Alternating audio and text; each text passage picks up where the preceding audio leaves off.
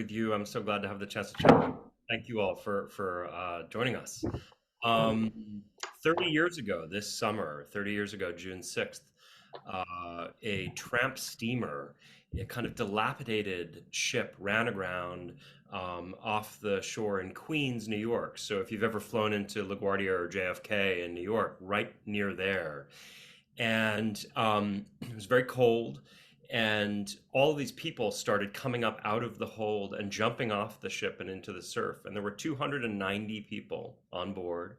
They had come all the way from Fujian province in southeast China, and they'd actually not done it the kind of straightforward way. They'd gone the wrong way around the world, so it was a 17,000-mile journey.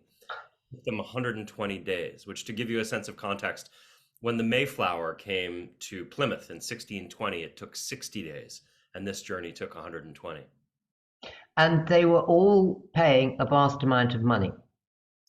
Yes, so there at that time were a lot of people who were wanting to leave China, and I should say not China broadly so much as this one region, Fujian province. And there was this huge surge of people trying to get out and get to the United States, and they weren't able to legally do so, and so they would pay human smugglers, which in Chinese these people were referred to as snakeheads, to get them out of China and around the world to the United States. This was not human trafficking. They were going of their own free will. They knew that it would be risky, and they were committing at that time to pay $35,000 a person to get smuggled in this fashion. So that boatload was worth one hell of a lot of money. It was indeed. It was a very, very lucrative business. And there were all kinds of people who went into this business, many of them unscrupulous gangsters. And then, in particular, there was this woman who was at the center of my book, this woman whose name was Cheng Chui Ping, but was known in the neighborhood as Sister Ping. Everybody knew her as Sister Ping. And she was not just a snakehead, but the best, the most famous of the snakeheads. And she was one of the snakeheads behind this voyage of this ship, which was called the Golden Venture, which ran aground in 93. And Sister Ping herself began in Fujian province. What was her story? How did she find herself as this chief snakehead? So interestingly, she was the daughter of a snakehead. Her father had come to the United States himself much earlier. He had jumped ship, which is what people would do at that time. You have to remember that because of the Chinese Exclusion Act, and really, the better part of a century in which the United States created all kinds of restrictions preventing people coming from China to the US. And then, of course, in China, once communism took hold, people didn't have the legal right to leave, and so you had a sort of frozen situation. Her father came in an earlier generation when it was very difficult to come to the United States, but he was involved in the trade of smuggling people, and so she kind of grew up in a smuggling family. She was very entrepreneurial. She grew up against the backdrop of the Great Leap Forward and the Cultural Revolution, and as soon as she could, she got as far as Hong Kong and went into business in Hong Kong, starting a whole series of, she had a shop, she had all kinds of an arcade, she had different types of businesses that she ran. And eventually she came to the United States legally, in her case, in the early 1980s. And she settled in Chinatown in New York City. She had a husband who was kind of a hapless figure, in some ways, a much less impressive person who was kind of riding her coattails.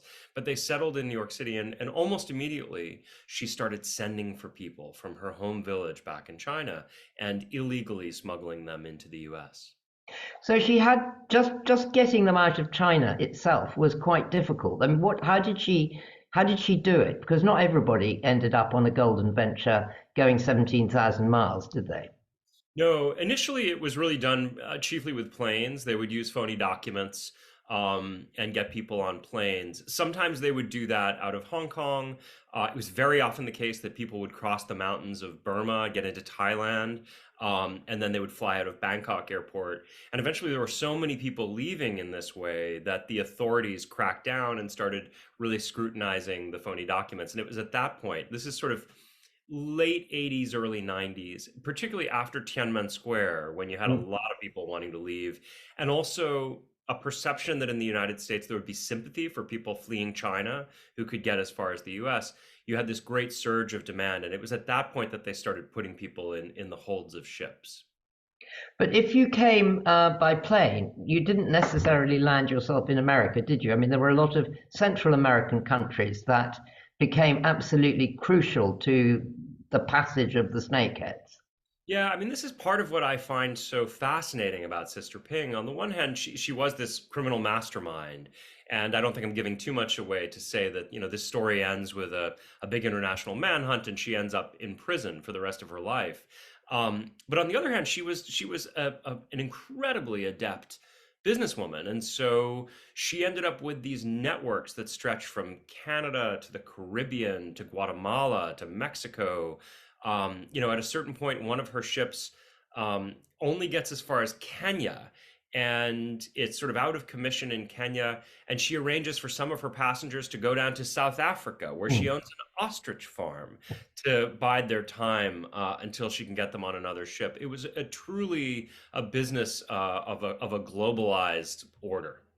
So, what's also very fascinating that you bring out in the book is that while obviously the American authorities think that Sister Ping is the arch criminal of all times, to the Chinese, to the people in Fujian who are desperate to leave, she is also the mother who helps them complete their wishes. And you mentioned that thing that she made the effort to look after those people and they got them to South Africa. She's quite responsible for everybody who she agrees to take, isn't she?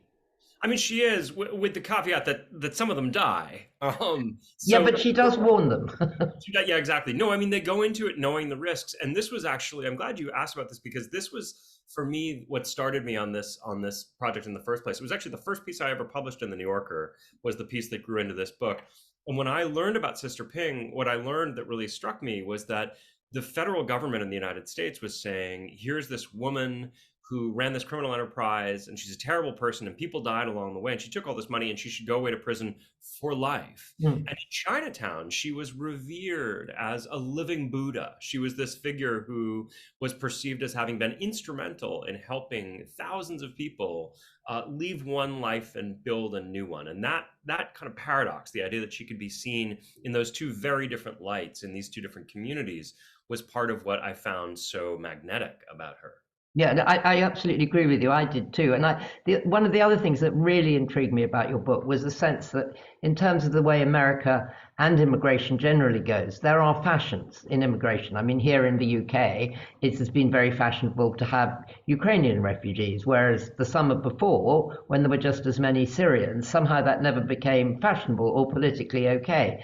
And that you see that in terms of, like you mentioned, Tiananmen. After Tiananmen, it was a little easier to get yourself to America. Yeah, I mean, it's true. And it's interesting if you look at the sort of the history of American immigration policy. I mean, we're dealing with this now as well, because there are all these jobs. I mean, people who pick strawberries for a living, right? People who work in slaughterhouses, where you actually do want a steady supply of people who will take these very thankless jobs. And so there's often a kind of economic demand for these people. And yet, the culture tends to shift very quickly in terms of when it will accept these people and won't. And you're quite right. I mean, one of the fascinating details in this story is that you had some people who were fleeing the one-child policy in China. And so they Yeah. would get as far as the US and say, listen, they were going to force me to have an abortion, or they were going to sterilize me because we wanted to have multiple children. And interestingly enough, Republicans in the US traditionally are pretty anti-immigrant, or certainly less pro-immigrant than the Democratic Party would be in the caricature. But in this case, because there was such a strong pro-life sentiment and Hmm. abortion sentiment among the Republicans, there was a sense that, well, if they're fleeing forced abortions, then we should embrace these people and let them in and give them asylum. Yes, you have a fascinating bit where Chinese person after Chinese person all claims that if they get sent home, they're going to be sterilized, and therefore they get given asylum. But as I said at the beginning, I mean, your book is incredibly topical. I mean, when you get towards the end of it, and I know it's a decade ago, but you're talking about how many millions of people are somewhere in the world attempting to get somewhere else, many of them aided by the many sister pings that we have around the world. When you were writing it, were you very aware of all the other groups? You talk about some Sikhs in Guatemala and just groups that are desperate to move. Yeah, absolutely. I mean, I think it's impossible not to. I was sort of closely focused on this one story, and of course, when I was writing it, the fortunes had changed in China. Right, people were not desperate to get out of China because it actually seemed as though they could stay right where they were and make a fortune. But it's interesting to realize that as recently as the 1990s, they were taking these incredible risks to get out. And of course, today, I mean, you have these terrible stories of people coming up through South America and Central America, through Mexico to get into the U.S. You've got people coming from North Africa, right, trying to get as far as Lampedusa off the coast of Italy. Mhm. You've got ships sinking. You've got refugees, coming out of Syria and various other countries. So yeah, I mean, to me, the idea of these great flows of millions and millions of people who are kind of uprooted and trying to find a better place around the world and often undertaking these serious risks in doing so, that feels to me more urgent now as an issue than ever. And would you find the snakeheads similar types of level of organization replicated in people fleeing South America, people fleeing parts of Africa? Would it be as complex and as amazing as what Sister Ping did? I don't know that it would necessarily be quite so sophisticated. Yes, you do have these kinds of brokers in all kinds of different parts of the world, moving people from point A to point B. Part of what was so intriguing to me about Sister Ping and her empire was just the sheer level of Yeah.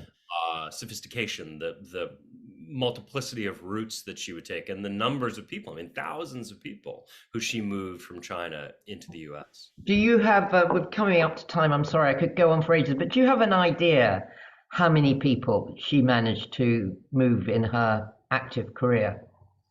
I don't know. I mean, thousands is an estimate, but I think that's a pretty grounded estimate. I will tell you that she eventually died. She died in a federal prison in Hmm. Texas in 2014. This is after the book was published in the States, and I went to her funeral in Chinatown, and Did there were you? hundreds and hundreds and hundreds and hundreds of people out on the streets. It was a local hero was being buried. There was not a sense that this was a criminal who died in federal prison. It was a day of great mourning in the community. Yeah, I mean, she is a completely brilliant character to read about to anyone out there who hasn't read this book. I read it in one go and it's completely captivating because she is so complicated. I mean, quite frankly, she could run General Motors or be president. I mean, her level, down to the tiniest details to the biggest picture, she seemed to be able to do it all. Indeed. Yeah.